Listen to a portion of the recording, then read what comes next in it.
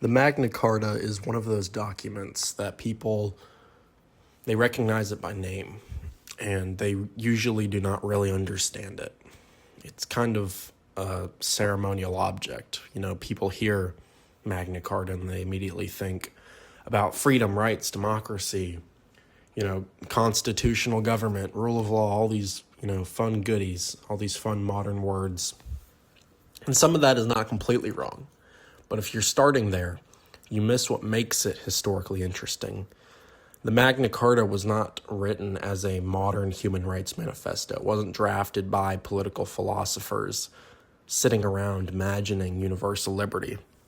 It was forced out of a king in crisis by armed barons inside of a deeply unequal medieval society for reasons that were immediate, practical, self-interested, legal, and political all at once. And that is why it matters, because the most important documents in political history are not pure expressions of ideal theory. They are compromise. They're compromises, hammered out under pressure, when power has overreached badly enough that even the elites decide it has to be restrained.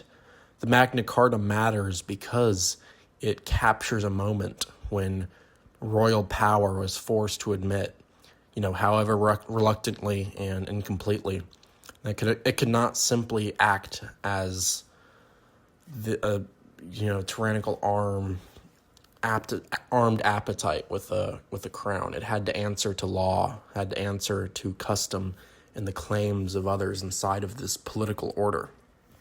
And that's the real heart of the question. The question isn't, did the Magna Carta invent freedom in, the childish school book sense, but look at the Magna Carta as a moment in the long struggle over a harder question.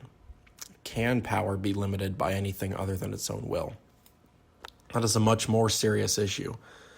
And to understand the charter, we have to begin with King John himself, the one who signed it.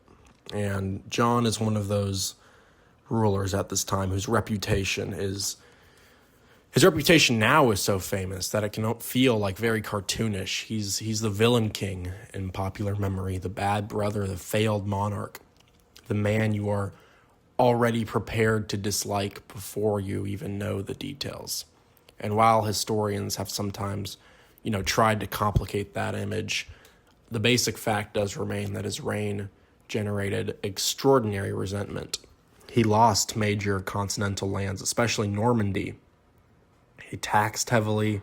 He exploited, the feudal incidents aggressively. He clashed with the church. He imposed burdens on his barons. And he governed in ways that many of his leading subjects experienced as arbitrary, predatory, and unreliable. And the word arbitrary matters. It's one of the key words in the whole subject. A medieval king was never supposed to be weak. Weak kings are dangerous because they cannot keep peace. They cannot enforce justice. They cannot defend the realm. They cannot control the great, magnates. They can't govern. Nobody in 1215 is asking for a powerless monarch. That would be a misunderstanding right away. The issue is not whether the king should be strong. The issue is whether strength can detach itself from law and custom and become mere will. And that's the crisis that John has created. He had real burdens. The loss of continental territories wasn't nothing. War costs money. Ransoms, cost money. Administration costs money. The monarchy it wasn't just being evil for fun, but John's methods of extracting money and enforcing authority were felt to be way too excessive, way too unpredictable, and kind of humiliating in a way. He pushed the royal prerogative hard, and he did so in a political world where kingship was already supposed to exist within an inherited framework of custom and obligation. And so the reaction of the barons was not simply anti-government in the modern sense. it was, or at least it, presented itself as a defense of rightful kingship against corrupt kingship. And just that distinction alone matters, because medieval people generally did not think in terms of abolishing monarchy because it had become unjust. And I've talked about this before. They thought in terms of restoring good lordship, preserving inherited law and forcing rulers back inside the moral and customary order they were supposed to uphold. So when the barons rise against John, they're not typically speaking the language of revolution. They are speaking the language of correction. They're trying to correct the monarchy. And that's one of the most important things to understand about the charter. It's conservative. It's conservative before it is revolutionary. It wants to restore, define, and secure. It's not imagining a society without hierarchy. It does not propose popular sovereignty. It's not trying to proclaim equality or anything like that. It is a deeply medieval document.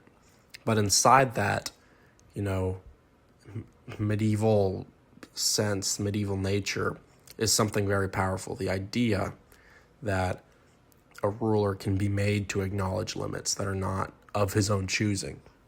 And that's a huge thing, even then and even now when we think about it.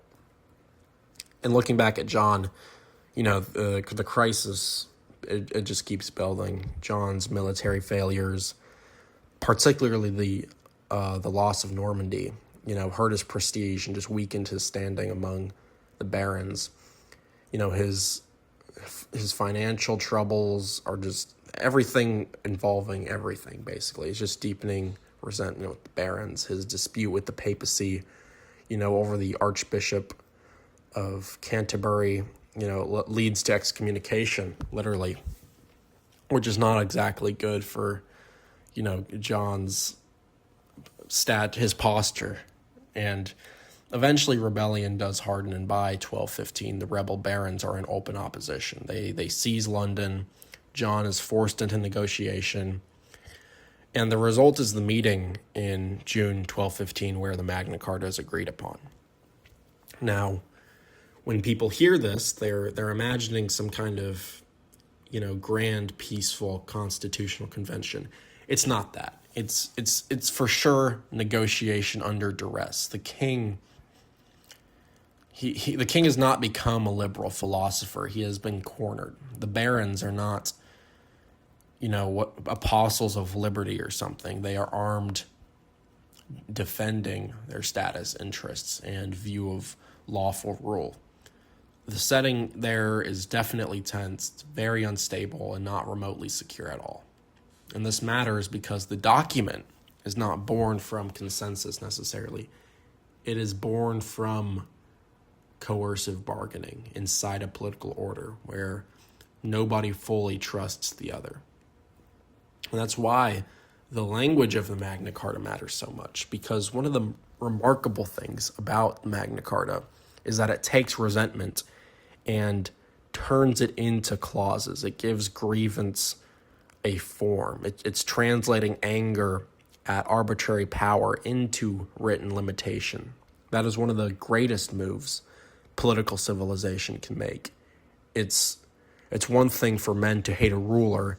It's another for them to say, here are the practices that must go. Here are the customs that must be observed. Here are the procedures that must be followed. Here are the rights or protections attached to particular persons and institutions. Here are the means by which power must be made answerable.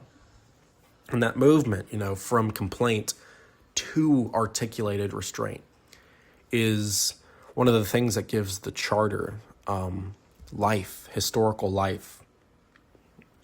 And it helps to be clear about what's actually in the Magna Carta itself, because the myth can sort of, blur the actual substance of it.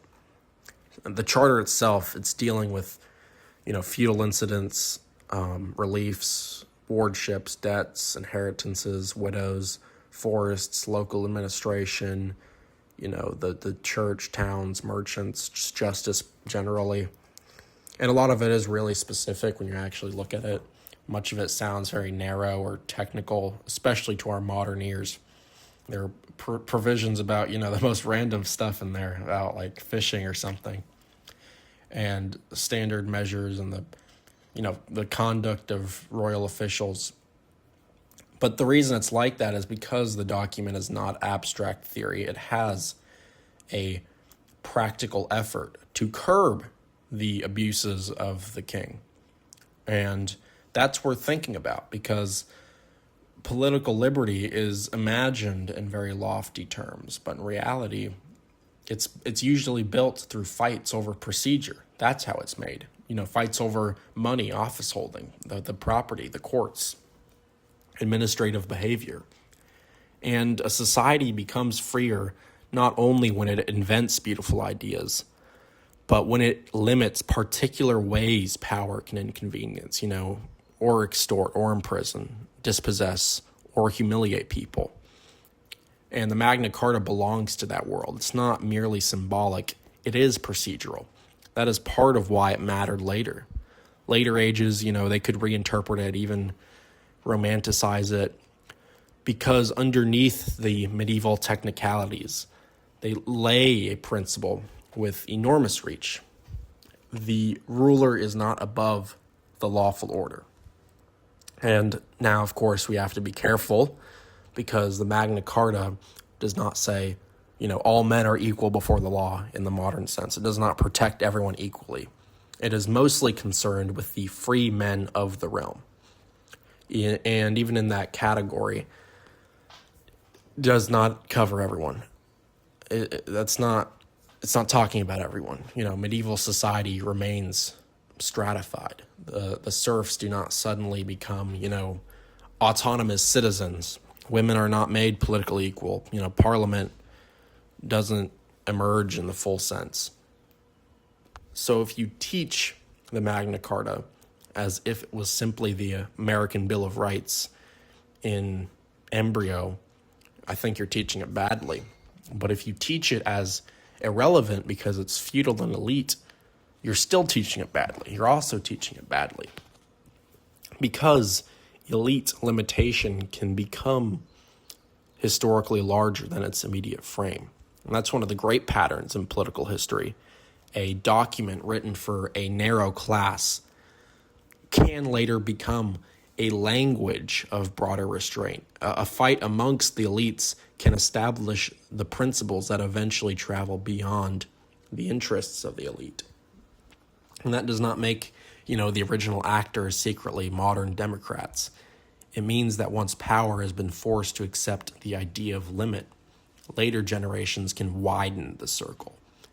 And the Magna Carta is one of the clearest examples of that. And we can get more philosophical too. What does it actually mean to limit power?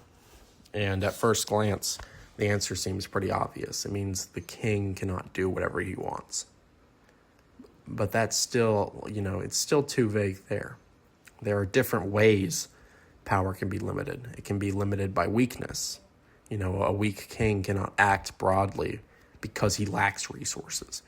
It can be limited by custom. A king he may be expected to honor inherited ways of doing things. It can be limited by law. There may be recognized rules or judgments that constrain him. It can be limited by just institutional counterweights. Great lords, councils, churchmen, courts, and communities may resist him. And it can be limited by just moral theology. Maybe the king fears judgment or sacrilege. The Magna Carta sits at the intersection of several of these. It's not pure law in the abstract sense, and it's not pure force. It is force turning itself into law-like language. It's a moment where reality, political reality, and normative order get fused together. And the barons are strong enough to force concession at this point. But they do not want only concession. They want concession written, articulated, and recognized as binding. That's the key thing for them. They want power to be self-limiting through form. And form matters immensely in politics. I talk about this a lot because naked power can change mood by mood. Form gives memory, form gives a standard, form lets people say no. This was agreed to. No, this is not merely my preference. No, you can't simply declare your will to be the measure of justice. Once you have text, clauses, procedures, guarantees, and witnesses, power has to fight on a different ground. It may still violate or evade, reinterpret, or crush, but it can no longer pretend that limitation does not exist as a claim. And that's why charters matter. Not because the parchment is magical, but because that written form it stabilizes opposition. And one of the most famous clauses of the Magna Carta, I think later numbered 39, clause 39, says in effect that no free man shall be seized, imprisoned, dispossessed, outlawed, exiled, or ruined, except by the lawful judgment of his equals or by the law of the land. And that clause is famous for good reason, because it represents one of the clearest statements in the Charter that coercion must pass through procedure. The king cannot simply reach out and destroy at will. There must be judgment, there must be law, there must be process. And this is not yet modern due to process. This is not modern due process in the full sense, of course. But the principle is clearly there. And it's that power needs mediation before it harms someone, in this case, the individual. And that is one of the great civilizational achievements, because arbitrary power is immediate. It does not want mediation. It doesn't want to explain itself. It doesn't want to be slowed down by forms. It wants to say, I rule, therefore I act. The rule of law, even in its early forms, interrupts that immediacy. It says, no, even authority must pass through recognized channels. That is why procedure matters so much morally. People, they think procedure is very boring compared to justice. But procedure is one of the ways justice presents itself in a way that is immune to the strong appetite of itself. Without procedure, justice becomes whatever the powerful say it is in the moment. And the Magna Carta, in this sense, is part of the history of making procedural power something, this force to be dealt with.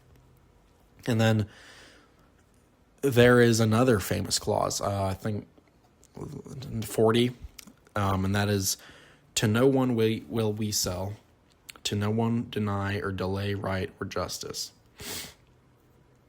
Again, the immediate medieval context matters of this because, royal justice was a source of revenue.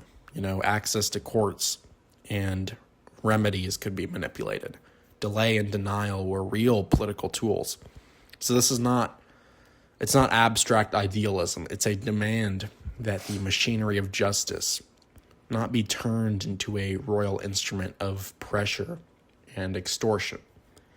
And that matters because justice in any society can become one of two things: either a common framework that even the powerful must inhabit, or a possession of the powerful used selectively. The Magna Carta pushes, however incompletely, towards the first. It insists that justice is not simply another stream or revenue stream or another weapon of prerogative. And I want to stress again, this does not suddenly transform medieval England into a constitutional democracy. And I think the original 1215 charter, it collapses almost immediately into renewed conflict. John seeks annulment from the Pope, who obliges, and the Civil War resumes. And John dies in 1216. But the charter is reissued in modified forms under Henry III. Over time, it survived in revived versions, and at that point, beyond that, it becomes more deeply embedded in the English political tradition. That's why we're talking about it today. And that long afterlife is also extremely important, how it got to that point, how it got to the point where it's at now.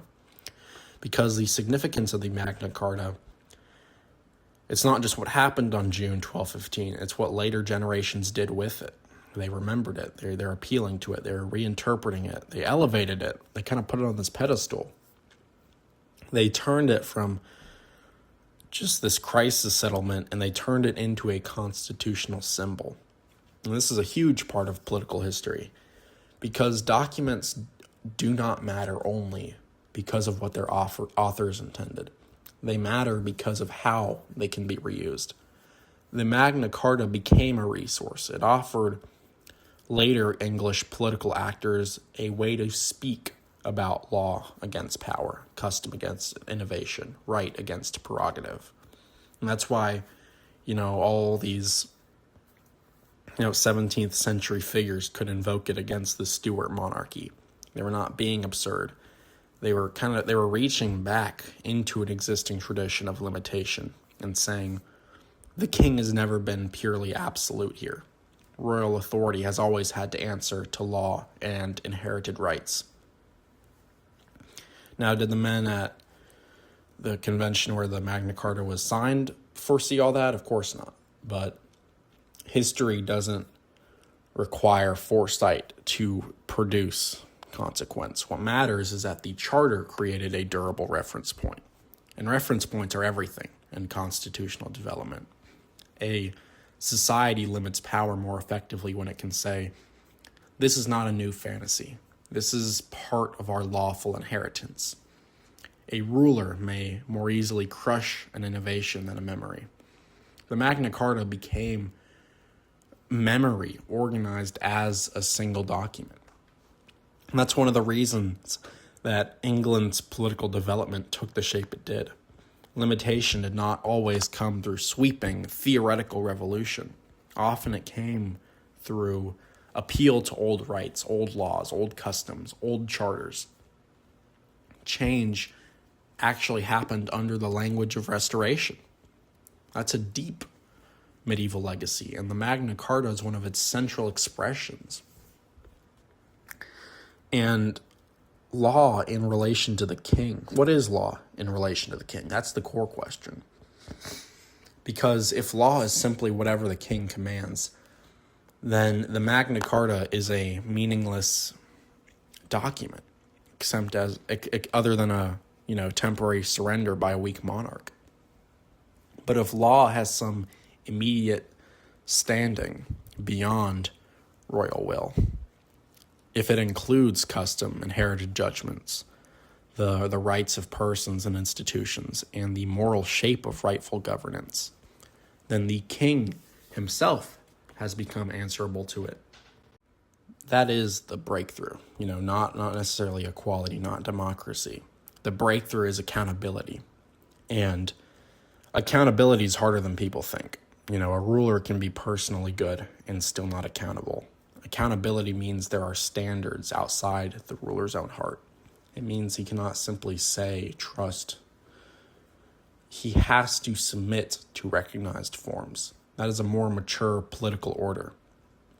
The Magna Carta contributes to that maturity by embodying the idea that kingship is an office under law, not a will above it. But it is still medieval kingship. The king remains sacred in many ways, politically, centrally, socially. He's militarily powerful.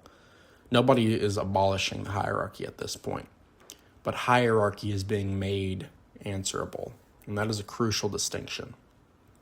A society becomes politically serious when it stops asking only who has the power, and it starts asking under what terms may power be exercised.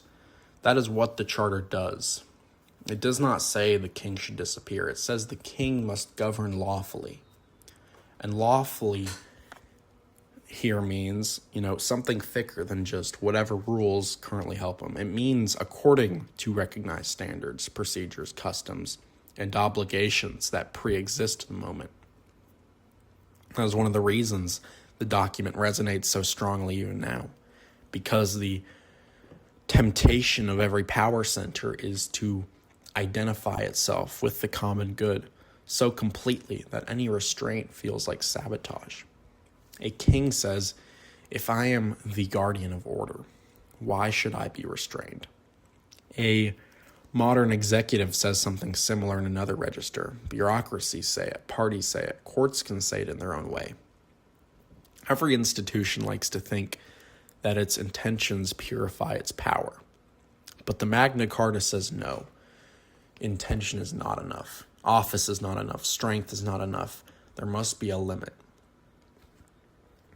And there's also the famous security clause in the original 1215 version, which created a committee of barons empowered to constrain the king if he violated a charter, or the charter. And this was one of the most radical parts of the original document. And, one of the reasons John and the papacy rejected so sharply against it, because it does not merely state principles. It tries to create enforcement, which is a very big political leap. And we hit one of the hardest truths about limiting power, and that is that power is not truly limited unless someone or something can push back when it breaks the limit. This is why constitutions, laws and rights are never self-executing. They depend on institutions, classes, courts, customs, habits, or armed realities capable of saying no. And the Magna Carta, in its original form, understands that. It shows the king's promise alone is not enough. There must be a mechanism, however unstable. Now, that mechanism in 1215, it's not a modern parliament or judiciary, obviously. It's aristocratic enforcement, almost a legalized threat of resistance. But again, don't dismiss it too quickly. It reveals that the problem of constitutionalism is already present. How do you bind the sovereign? And the problem never goes away. How do you make a ruler obey rules he might prefer to override? How do you make legal constraint more than decoration? How do you turn principle into institution? And the Magna Carta does not, solve all these problems once and for all. No document does. But it makes the problems visible in the first place. And that is one of the reasons it belongs in the history of political thought, not just English legal history. It dramatizes a fundamental tension between power and form, force and law, rule and restraint. Now, another thing worth emphasizing is that the Magna Carta is not anti-authority. It is anti-arbitrary authority, which is a very big difference. And, modern people sometimes imagine all limits on power as part of a general anti-hierarchy movement. But the Magna Carta does not emerge from egalitarian suspicion of rule itself. It emerges from the conviction that authority is legitimate only when it stays within inherited moral and legal bounds. And in that sense, it belongs to a very old tradition, that the ruler is not simply strong, he is responsible. Kingship is in a deep, it's very moral.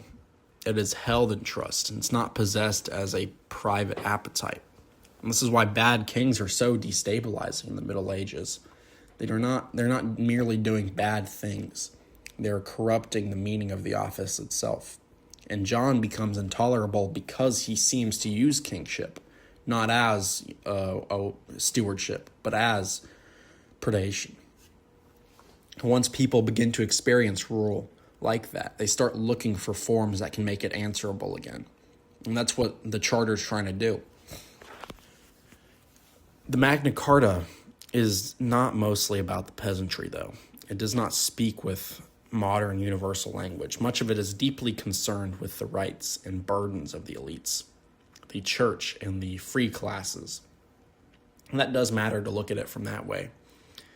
But class-limited origins, they don't erase broader significance. In fact, a lot of constitutional development begins at that level because elites are the first people strong enough to force restraint on rulers. That is not morally sufficient to us, but it is historically common.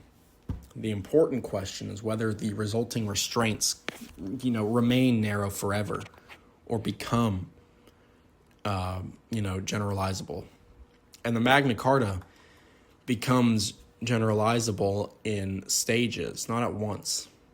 The principle that coercion should be lawful, that justice should not be sold or denied, that taxation and obligation should not simply be limitless, that rulers must honor established forms.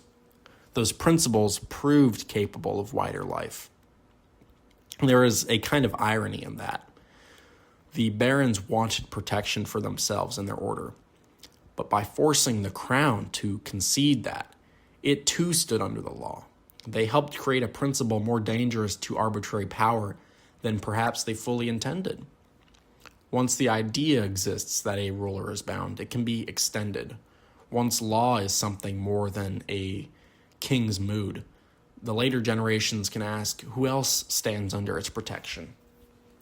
And that's why the Magna Carta grows in its meaning over time.